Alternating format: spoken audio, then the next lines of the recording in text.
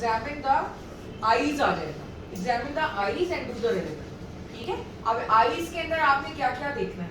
Eyes का आपको जो कमांड फर्स्ट मिला है उसके अंदर आपको सबसे पहले आईज को देखना है, उसमें उसके आईलिड को देखना है कि डोर्सिस तो नहीं है, आई बॉल को देखना है कि वो बाहर की तरफ तो नहीं है, और उसके बाद क्रेनियल नर्व्स करनी है। जो क्रेनियल नर्व्स है जो एक्स्ट्राऑक्यूलर मसल को सप्लाई करती है वो है थर्ड, फोर्थ और सिक्स्थ नर्व्स। तो आई के अंदर जितने भी टेस्ट हैं वो आपने पहले करने हैं, फिर मिडल डाल के एग्जामिनर को कहना है, ये बस कह देना है, ना डालें कि I would like to instil middle drops, ताकि मैं उसकी फंडस को भी देख सकूं।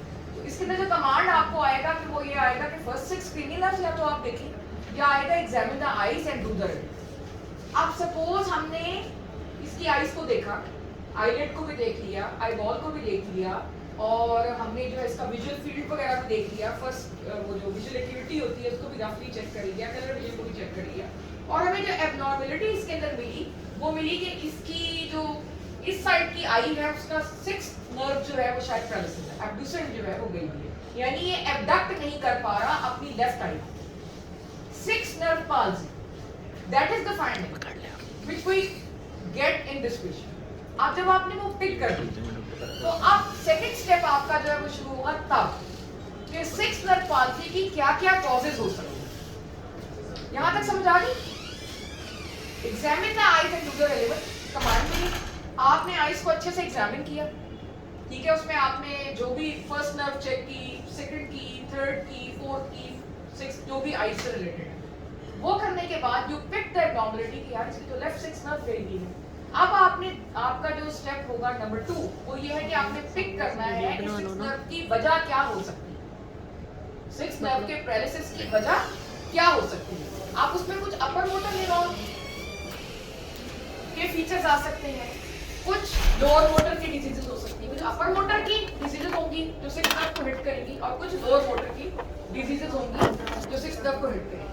अपर मोटर के लिए मैंने आप लोगों को कैटेगरीज बताई हैं, सारी डिजीजेस जो होती हैं वो उन्हीं कैटेगरीज में से ही होती हैं।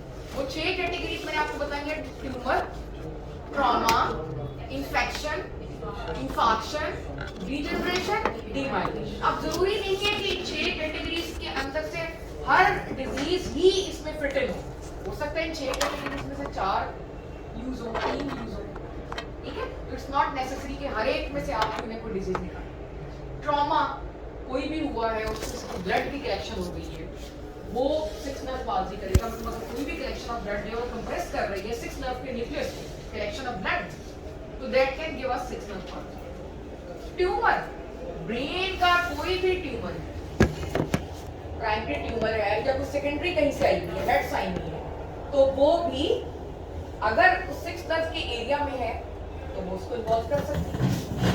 ठीक है, मेरी वीडियो कोई नहीं बना रही मैं तो, अच्छा नहीं मेरा क्या कर, अच्छा, तो आपका ट्यूमर हो गया या एसओएल हो गया, उसमें ब्रेन एब्सेस भी आ जाएगी, अगर ब्रेन एब्सेस उस एरिया के आसपास है तो वो भी कर सकती है। Infection, meningitis, inflammation of brain, increased intracranial pressure, जब इंक्रीज इंट्राक्रेनियल प्रेशर होगा तो आपकी 6th नर्व जो है वो ठीक है ना, TBM. Infarction, there is a stroke which is called Millard Gubler syndrome. Millard Gubler में क्या होता है कि एक साइड की 6th नर्व जाती है और कॉन्ट्रालैटरल हेमिस्फीयर होता है, समझ रहे हो मेरी बात। फिर है डीजनरेशन, डीजनरेटिव कोई डिजीज ऐसी नहीं होती जिसमें कि आपकी 6th नर्व इंवॉल्व हो। डीजनरेटिव डिजीज कौन सी होती है, कोई एग्जांपल दे सकते हैं ब्रेन की? हाँ, अल्जाइमर डीजनरेटिव डिजीज है नहीं, motor neuron disease degenerative disease है, multiple sclerosis is a demyelination, वो डीमाइलिनेशन की कैटेगरी। अच्छा, मैं ये कैटेगरीज क्यों बता रही हूँ, मैं कैटेगरीज इसलिए बता रही हूँ कि हमने जो स्टेप 2 है ना हमारा, वो ये है कि हमने एब्नॉर्मलिटी पिक करने के बाद हमने ये देखना है कि ये कौन सी डिजीज है जिसको हिट कर सकती है। अब अगर ट्यूमर है या ट्रॉमा है या इन्फेक्शन है या डीमाइलिनेशन है, तो उससे रिलेवेंट टेस्ट फिर हमने करने हैं। हमारा रिलेवेंट एग्जामिनेशन जो है ना वो हमने बनाना है। फॉर एग्जांपल ट्यूमर है, हमें ये लग रहा है कि वो ट्यूमर है, या तो प्राइमरी ब्रेन ट्यूमर है या कुछ सेकेंडरी है, तो हम कौन सा टेस्ट करेंगे, कौन सा साइन इलिस्ट्रेट करेंगे बेड साइड के ऊपर, जिससे हमें आइडिया हो जाएगा कि ये ट्यूमर हो सकता है।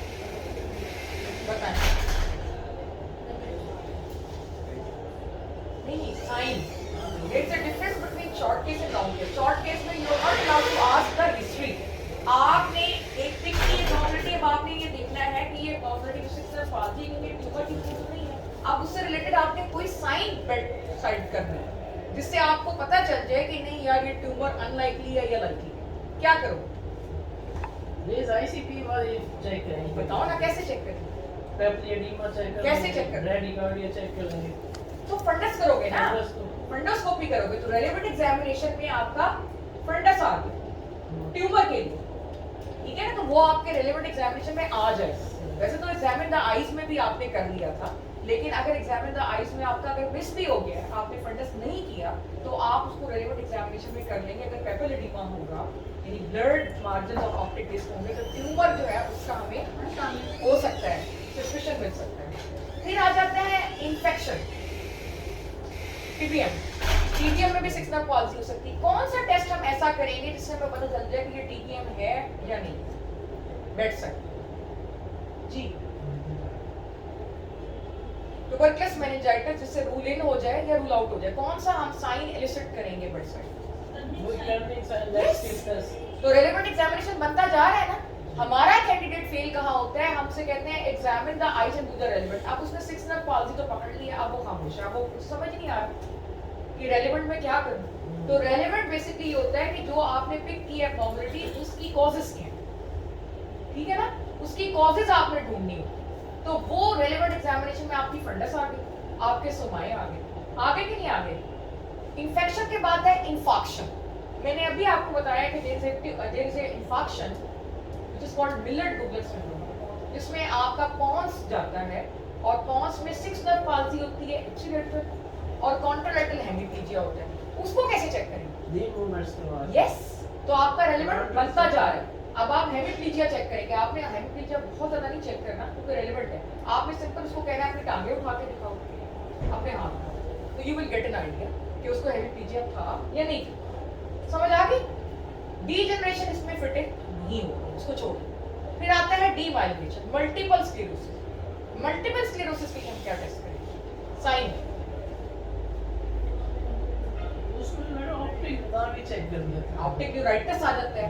ट्यूमर में पेपिलोएडिमा होता है जिसमें डिस्क मार्जिन दर्द होती है।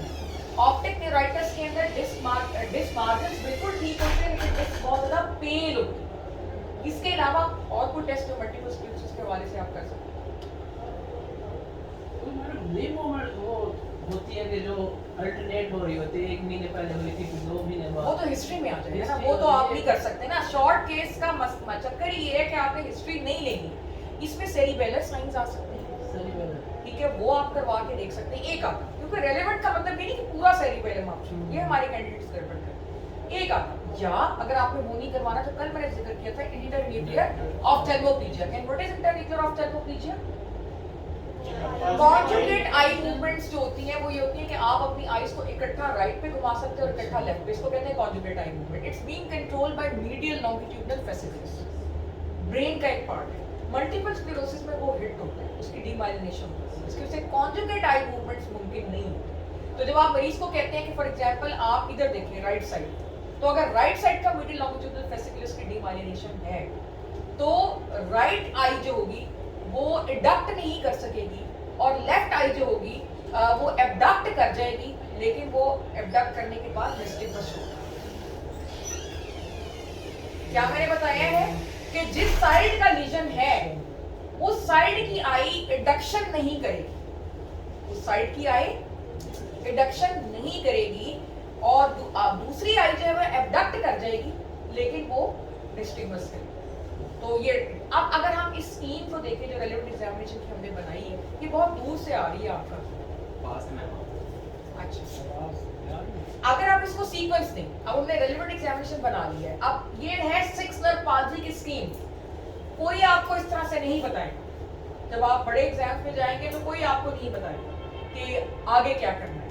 उस वक्त ये फिर रहे होते हैं कैंडिडेट्स परेशान हाल, ये भी फिरेगा, ये मैडम करवा दें कि इसको समझ नहीं आ रहा, या ता भी फिरेगा, ठीक है, ज़ैफा भी फिरेगा। और ये उसका मैं बता रही हूँ तो आप देखिए कि हम तो माइल बेकरम है, कोई साहिल ही नहीं। तो मैं बता रही हूँ कि आपने किस तरीके से करना है रेलेवेंट एग्जामिनेशन। 6 नर्व आपने पिक कर ली, अब आपने सीक्वेंस में जाना है। फंडस आपने कर ली, खत्म। फंडस आपकी एमएस में भी रेलेवेंट एग्जामिनेशन बनाती है, ट्यूमर में भी बनाती है। उसके बाद आप क्या करें? क्योंकि आप फेस पर हैं तो आप टर्निंग और ब्रूसेस की करवानी, ठीक है। उसके बाद आप नीचे आ जाए, नीचे आके आप क्या करें कि आप उसको अपर लिम्स उसकी ऊपर उठा के करवा लें और लोअर लिम्स हेमिप्लीजिया चेक कर लें, ठीक है। और फंडस के साथ इंटरन्यूक्लियर ऑफ्थेल्मोप्लेजिया भी वही देखें। जब आपने क्रेनियल नर्व्स चेक की हैं तो तभी आप जो है वो उसको थोड़ी देर खड़ा रखें अपनी फिंगर को, आपको आइडिया हो जाएगा कि फेलियर ऑफ रिडक्शन है या नहीं है, और जब डक्टेड आई है वो डिस्टिंग्विश करेगी। यानी 2 रेलेवेंट एग्जामिनेशन ऐसे हैं जो कि आपको मेन कमांड के अंदर ही आपके फेलियर हो रहे हैं। जब आप 6 नर्व क्रेनियल नर्व्स चेक कर रहे हैं ना आईज की, तो उधर ही आप इंटरन्यूक्लियर ऑफ्थेल्मोप्लेजिया पे चेक कर रहे हैं और फंडस पे चेक। क्लियर कि नहीं क्लियर हुआ? फंडस भी आपकी चेक हो गई, आईएनओ भी चेक हो गई।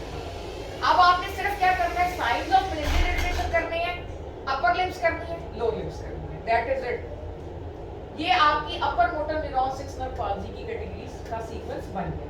अब आ जाता है लोअर मोटर, क्या क्या कॉजेस हो सकती है 6 नर्व, बताइए। अपर की मैंने आपको कैटेगरीज बता दी थी, tumour, trauma, infection, infarction, degeneration, demyelination. Lower motor का होता है न्यूरोपैथी, मायोपैथी, न्यूरोमस्कुलर जंक्शन। यही 3 चीजें, न्यूरोपैथी, मायोपैथी, न्यूरोमस्कुलर जंक्शन। कौन सी न्यूरोपैथी है इसमें 6 नर्व जाएगी? जीबीएस हो सकती है। अब अगर जीबीएस को अगर आप देखते हैं तो जीबीएस के अंदर अगेन 3rd 4th 6th आपको चेक करनी है, जो आप कर चुके हुए हैं, so no need to do it again. अच्छा, उसमें भी चूंकि लोअर लिम्स आपकी पैरालाइज्ड होती हैं, वो भी आप कर चुके हैं क्योंकि आप ब्लड गुबलर के लिए आपने देखा है, तो वो दोबारा नहीं आपको करना पड़ेगा, कवर हो गया। मायोपैथी हो सकती है, कौन सी मायोपैथी है जिसमें आपकी 6 नर्व चलेगी, या ऑक्यूलर मायोपैथी कौन सी होती है बताओ? होती है कोई? वो हैरिसन पढ़ने वाले बता दे। और उधर ये जो बैठे हुए हैं, जो गायबाना मेरी मीटिंग अटेंड कर रहे हैं जी, डॉक्टर शहजाद,